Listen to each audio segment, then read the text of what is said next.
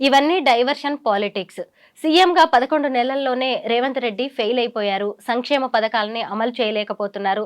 ముఖ్యంగా 6 గ్యారంటీస్‌కి న్యాయం చేయలేకపోతున్నారు. అందుకే ఇలాంటి అలజడులు ఆయన సృష్టిస్తున్నారు అని కూడా అంటున్నారు. ఈ విమర్శలకి మీరేం సమాధానం చెప్తారు? ఎవరు అలజడులు సృష్టిస్తున్నారు? మా ప్రభుత్వం ఎందుకు? కాంగ్రెస్ ప్రభుత్వం. కాంగ్ ప్రభుత్వాన్ని ఎవరి ప్రభుత్వాన్ని మన చెయ్యమైన నరుక్కుంటామా అండి? ఎవరి ప్రభుత్వాన్ని వాళ్ళు అలజడులు సృష్టించుకుంటారా?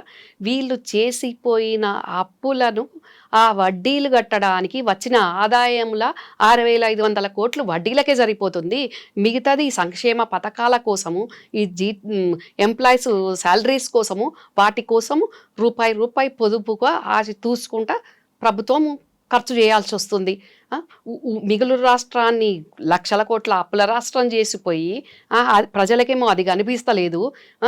ఎంతసేపు మళ్ళీ ఇప్పుడు ప్రజలకు వీళ్ళ అవినీతి బయటకు వచ్చే సందర్భంలో మళ్ళీ ఇది అది అనుకుంటూ వాళ్ళ అలజడులు సృష్టించుకుంటూ స్థిరపరచుకుంటూ మళ్ళీ మాకు మేము అని అంటే ఇంకా ఏం మాట్లాడతామండి? ప్రభుత్వం మీద, కాంగ్రెస్ ప్రభుత్వం మీద కేటీఆర్ ఒక ఫైటర్‌లా పనిచేస్తున్నారు. అందుకే ఆయన మీద ఏదో ఒక కేసు వేసి ఆయన్ని అరెస్ట్ చేయాలని కూడా ప్రయత్నిస్తున్నారు అంటున్నారు. కాంగ్రెస్ ప్రభుత్వం మీద వస్తున్న ఇంత పెద్ద విమర్శలకు మీరేం సమాధానం చెప్తారు? కాంగ్రెస్ మీద అసలు విమర్శ ఏడుందండి? వీళ్ళు ఏదో ఒక రకంగా ఇంకా 4 ఏళ్ల వరకు ఎన్నికలు లేవు. వాళ్ళకు సైలెంట్‌గా ఉండి వాళ్ళ పార్టీని ఏంటి స్ట్రెంథన్ చేసుకొని వాళ్ళ పార్టీలో ఉన్న నాయకులను కాపాడుకోలేక అవస్థలు పడుకుంటూ ఎప్పుడెవరు గెట్లు దాటుతారో ఎప్పుడు ఎవరు బయటకు వస్తారో తెలియని పరిస్థితి వాళ్ళకు ఉంది. చిన్న నాయకుడి నుంచి పెద్ద నాయకుని వరకు. మరి అట్లా పోకుండా ఉండడానికి వాళ్ళను కాపాడుకోలేక సతమతం అవ్వుకుంటూ ఈరోజు ఏదో ఒక దాని మీద మాట్లాడుకుంటూ మరి నేను అడుగుతాను, జైలు నుంచి వచ్చిన కవితే ఎందుకు మాట్లాడలే? బయట ఉన్న కేటీఆర్ఏ ఎందుకు మాట్లాడాలి? ఇంకా నాయకులు లేరా వాళ్ళ దగ్గర మాట్లాడడానికి? సబితా ఇంద్రారెడ్డి గారి కంటే పెద్ద నాయకులా వీళ్ళు? మరి ఆవిడెందుకు మాట్లాడతారు?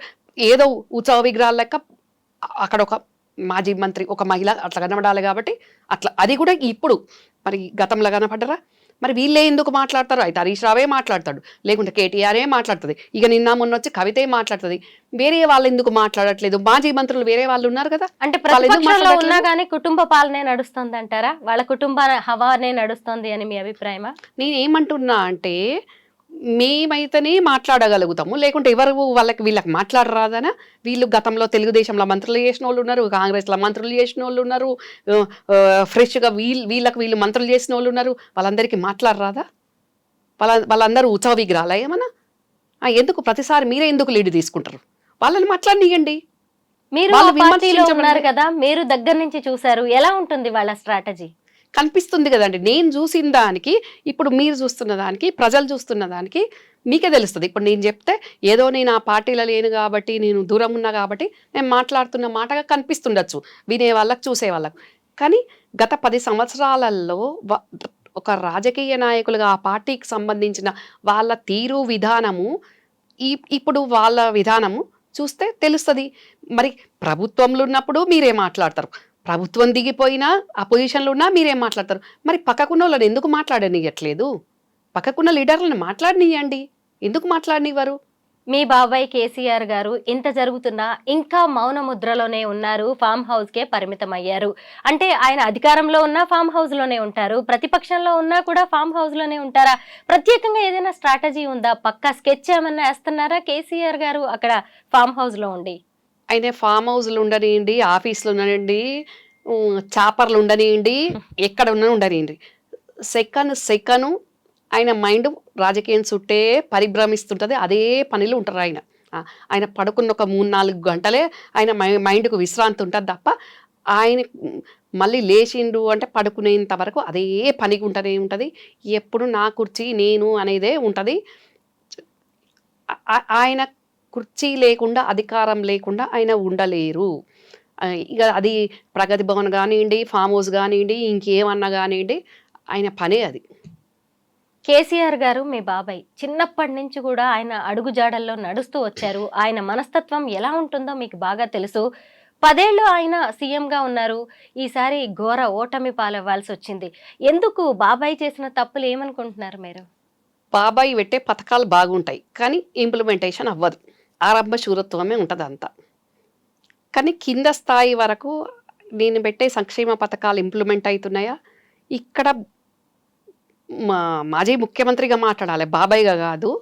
ఎందుకనంటే ఎప్పుడు కూడా ప్రజా సంక్షేమం గురించి నాయకుడు, ముఖ్యమంత్రి ఆలోచించాలి. నాయకుడైనా ఆలోచించాలి, మాలాంటి వాళ్ళం ముఖ్యమంత్రి అయినా ఆలోచించాలి.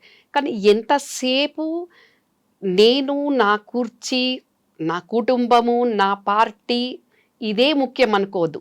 నాయకుడు అనేటోడు ప్రజల కోసం, ప్రజలతోటి నాయకులమవుతాం. మన కుటుంబంతోటి నాయకులంగాం, మనకు మనం నాయకులంగాం. అలాంటి ప్రజలు మనకు అవకాశం ఇచ్చినప్పుడు ప్రజల కోసం మనం పనిచేయాలి. కానీ ఆ ప్రజలను కేవలం ఓటు బ్యాంక్ అని వాడుకుంటూ, కేవలం ఓటు బ్యాంకు రాజకీయం చేసే విధంగా పథకాలు, రైతు బంధు కానివ్వండి, రుణమాఫీ కానివ్వండి, చిన్న సన్నకారు రైతులకు రైతు బంధు, రుణమాఫీ అనేది నిజంగా కూడా హర్షించదగ్గ విషయం. కానీ ఎకరం ఉన్నోనికి అదే, 100 ఎకరాలు ఉన్నోనికి అదే. అసలు రైతులకు ఎక్కడ న్యాయం జరుగుతుంది?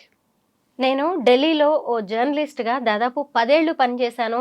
కవిత గారిని కూడా నేను చాలా దగ్గర నుంచి చూశాను. అసలు మిమ్మల్ని ఇప్పుడు ఇంటర్వ్యూ చేస్తుంటే కూడా ఆవిడకి మీకు చాలా దగ్గర పోలికలు కనిపిస్తున్నాయి. మీరు తండ్రి లేని బిడ్డ మీరు. నాన్నగారే కేసీఆర్ గారిని కాంగ్రెస్ పార్టీలోకి తీసుకొచ్చారు, రాజకీయాల్లోకి తీసుకొచ్చారు. మరి కేసీఆర్ కూతురు చూస్తేనేమో ఒకసారి ఎంపీగా పనిచేశారు, తర్వాత ఓడిపోయినా కానీ ఆవిడకి ఎమ్మెల్సీ దక్కింది. ఈరోజు బెయిల్ మీద బయటకు వచ్చినా ఆవిడ వాయిస్ వినిపిస్తున్నారు. రమ్యారావు గారికి కేసీఆర్ గారు ఎందుకు న్యాయం చేయలేకపోయారు? ఏ పదవి లేని బిడ్డగా పెద్ద బిడ్డను ఎందుకు ఆయన పక్కన పెట్టారు? ఇక్కడ అన్న బిడ్డను కాబట్టి ఆగమైపోయినా, కన్న బిడ్డ కాబట్టి కడుపులో పెట్టుకున్నారు. కేసీఆర్ చేయలేదు నన్ను నాగం, శకునిగాడు శోభమ్మన నాగం చేసిండ్రు. కన్న బిడ్డ తెలంగాణలో లేనప్పుడు, తెలంగాణ జెండా పుట్టిన క్రమంలో, తెలంగాణ పార్టీ పుట్టిన క్రమంలో, కన్న బిడ్డ కవిత ఇక్కడ లేనప్పుడు, కేటీఆర్ లేనప్పుడు జెండా మోసి ఆస్తులు పెట్టి పార్టీ ఆఫీసులు నడిపించి కుటుంబ సభ్యుల్లాగా కాకుండా ఇంటి పార్టీ, మన పార్టీ అని కార్యకర్తల్లాగా పనిచేసినాం. పదవులు ఆశించలేం. అయినా కూడా శోభ, కేసీఆర్ భార్య, ఆమెకు ఒక ఇన్ఫీరియారిటీ కాంప్లెక్స్ తోటి ప్రజలందరూ నన్ను ఐడెంటిఫై చేస్తారు. ప్రజలందరు కాకపోయినా కార్యకర్తలు అనుకోండి. కేసీఆర్ దగ్గర ఉన్నప్పుడు లీడర్లు వస్తుండే, కార్యకర్తలు వస్తుండే. నేను అప్పుడు ఇంకా డైరెక్ట్ ప్రజల్లోకి కూడా వెళ్ళాలి. అందరు నన్ను గుర్తుపడతారు. చాలామంది నన్ను ఆయనకు చిన్న చెల్లె అనుకునేవాళ్ళు, కొంతమంది నేనే బిడ్డ అనుకునేవాళ్ళు. కవితనే చాలా లేటుగా కేసీఆర్ కూతురుగా తెలిసింది టీఆర్ఎస్ పార్టీ వచ్చినాక. ఆ క్రమంలో కేసీఆర్ నా మీద చూపించే ప్రేమ కానివ్వండి, కార్యకర్తలు నా మీద చూపించే ప్రేమ కానివ్వండి, నేను వాళ్ళతోటి ఇంటరాక్షన్ అయ్యేది, ఇవన్నీ చూసుకుంటూ ఆమె డైజెస్ట్ చేసుకోలేదు. డైజెస్ట్ చేసుకోక పార్టీని మేము ఎక్కడ క్యాప్చర్ చేస్తామో అన్న దాంట్లో ఆగమాగాల మీద ఇష్టం లేకపోయినా కేటీఆర్, కవిత అమెరికాలో ఉన్న వాళ్ళని ఇక్కడికి పిలిపించేసి, మరి ఒక కేసీఆర్గా, ఒక ఉద్యమ నాయకునిగా, ఒక ఉద్యమ అధినేతగా బిడ్డ కొడుకు పార్టీలు అయిన వాళ్ళు కాకుంటే జరగందేముండే. నవీన్ పట్నాయక్ గారు లాగా వీళ్ళ కుటుంబం ఇన్వాల్వ్ కాకుంటే చచ్చేంత వరకు కూడా కేసీఆర్ సీఎం ఉండేవాడు. ప్రజలు యాక్సెప్ట్ చేసేవాళ్ళు. గతంలో ఏ ముఖ్యమంత్రులైనా ఎవరైనా అధికారంలో ఉన్నప్పుడు కొంచెం చేసుకుంటారు ఎవరైనా కూడా.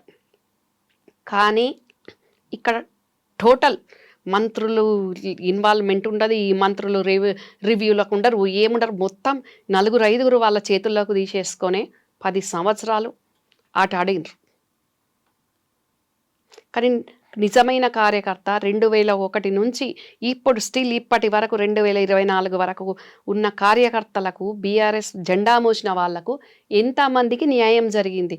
ఎంతమంది గొల్లున ఏడుస్తున్నారు, విలవిలలాడుతున్నారు. గులాబీ వాడింది అంటున్నారు, కానీ ఏం వాడింది? ఆ జెండా మోసిన వాళ్ళ ప్రాణాలు పోయిన వాళ్ళు ఉన్నారు, త్యాగాలు చేసిన వాళ్ళు ఉన్నారు, ఇప్పటి వరకు ఏ పదవి రాక ముత్తుకుంటున్న వాళ్ళు ఉన్నారు. మాలాగా అన్యాయం అయిపోయి మమ్మల్ని ఇబ్బంది పెట్టి ఆత్మగౌరవం ఉంది కాబట్టి బయటికి వచ్చేసి ఇప్పుడు నేను కానివ్వండి, రేవంత్ అన్న కానివ్వండి, ఉత్తమన్న కానివ్వండి, అట్లాంటి వాళ్ళం మేము. మాకు తండ్రులు తాతలతోటి మేము కాంగ్రెస్లకు బ్యానర్ తోటి రాలేదు. మేము సెల్ఫ్ స్టాండ్ మీద అపోజిషన్ పార్టీలా ఒక లీడర్లమైన కార్యకర్తల లెక్క పని చేసుకుంటూ ఎదిగినాం. మాకు ఇప్పుడు చిన్న పదవి వచ్చినా పెద్ద పదవి వచ్చినా అది మా సొంతం, మా రెక్కల కష్టం. కానీ ఇక్కడ బీఆర్ఎస్ పార్టీలు అట్లా కాదు కదా. తండ్రిని అడ్డం పెట్టుకొని పదవులు తెచ్చుకున్న వీళ్ళు నాయకులా అండి? బీఆర్ఎస్ఏ కాదు, మరోవైపు బీజేపీ కూడా కాంగ్రెస్ ప్రభుత్వం మీద దుమ్మెత్తి పోస్తోంది. ముఖ్యంగా ప్రజలే రేవంత్ రెడ్డిని ఎవరైతే ఎన్నుకున్నారో వాళ్లే తిరగబడుతున్నారు అని చెప్పి. ఇంకొకటి, రాష్ట్రంలో ఆర్కే పాలన నడుస్తుంది. ఆర్కే అంటే రేవంత్ అండ్ కేసీఆర్ పాలన నడుస్తోందని ఏకంగా కేంద్ర మంత్రి బండి సంజయ్ విమర్శలు చేస్తున్నారు. మీరేమంటారు దీని మీద? అంటే ఈ రెండు పార్టీలు కలిసి నడుస్తున్నాయి రాష్ట్రంలో అని. ఏం మాట్లాడుతున్నారండి వాళ్ళు? అసలు కేటీఆర్ ఫామ్ హౌస్ ఇది అక్రమ కట్టడము అని చూడడానికి రేవంత్ అన్న కాంగ్రెస్ పార్టీ నాయకునిగా, ఒక వర్కింగ్ ప్రెసిడెంట్గా, అధ్యక్షుని లెక్క ఉన్నప్పుడు ఆయన దాని గురించి మాట్లాడినరు. వెళ్ళి చూసిన క్రమంలో, చూడడానికి వెళ్ళిన క్రమంలోనూ తనను జైల్లో పెట్టినరు. కానీ ఇక్కడ బీఆర్ఎస్ వాళ్ళు ఇంకా ఆర్కే పాలన నడుస్తుంది అంటే ఏమన్నా అర్థం ఉందా? అంటే దొంగ భుజాలు దొడుముకున్నట్టు మరి మొన్న వచ్చిన బెయిల్లో, లేకుంటే ఈ చీకటి ఒప్పందాలు, లోపాయికారు ఒప్పందాలు వాళ్ళకు వీళ్ళకు ఉండి వాళ్ళు మా మీద మాట్లాడడం ఏందండి? ఒకవైపు ఫార్మా కారిడార్ మంచి విషయం కావచ్చు, ఇంకొకటి చూస్తేనేమో హైడ్రా అక్రమ నిర్మాణాల కూల్చివేత. ఈ రెండు మీ ప్రభుత్వ పరంగా చూసినప్పుడు, అభివృద్ధి పరంగా చూసినప్పుడు ఖచ్చితంగా మంచి విషయాలే. కానీ ఇక్కడ సామాన్యులు ఏడుస్తున్నారు, పేదలు ఇళ్ళు కూలిపోయి ఇటువైపు భూములు పోగొట్టుకోవాల్సి వచ్చి రైతులు ఏడుస్తున్నారు. ఎందుకు ఇలా చిన్నవాళ్ల మనోభావాల్ని రేవంత్ రెడ్డి అర్థం చేసుకోలేకపోతున్నారా అభివృద్ధి మీదే ఫోకస్ చేసి? బీఆర్ఎస్ పార్టీ మాజీ మంత్రులు, మాజీ ఎంపీలు ప్రస్తుత హోదాలలాగా కుటుంబాన్ని అడ్డం పెట్టుకొని వచ్చిన నాయకుడు కాదు. రైతు కుటుంబం నుంచి రైతు లెక్కనే, సామాన్యుని లెక్కనే అంచెలంచెలుగా పైకి వచ్చిన నాయకుడు ఆయన. ఇమీడియట్గా ఎవరు మంత్రి చేసింది లేదు, ఇమీడియట్గా ముఖ్యమంత్రి చేసింది లేదు. ఆయన కూడా జెడ్పీటీసీ స్థాయి నుంచే పైకి వచ్చినవాడు. ఎందుకు చెప్తున్నా ఇది అని అంటే, ఆయనకు రైతుల సమస్యలు తెలుసు, రైతు కష్టం తెలుసు, సాధక బాధకాలు తెలుసు, అన్నీ తెలుస్తున్నాయి. అన్నీ ఒక్కొక్క దాంట్లో నెరవేర్చే విధంగానే పని చేసుకుంటూ ముందుకు పోతున్నాడు. ఆయన చేసే విధానాన్ని చూసి ఊర్వలేక, ఆయన కూర్చున్న కుర్చీని కూర్చొని చూడలేక వీళ్ళు ఏడ్చే ఏడుపులు తప్ప ఇంకేమి లేదు. Thank you madam. ప్రతిపక్షాల ఆరోపణలు, విమర్శలకు ధీటైన సమాధానాలు చెప్పారు. Thank you so much.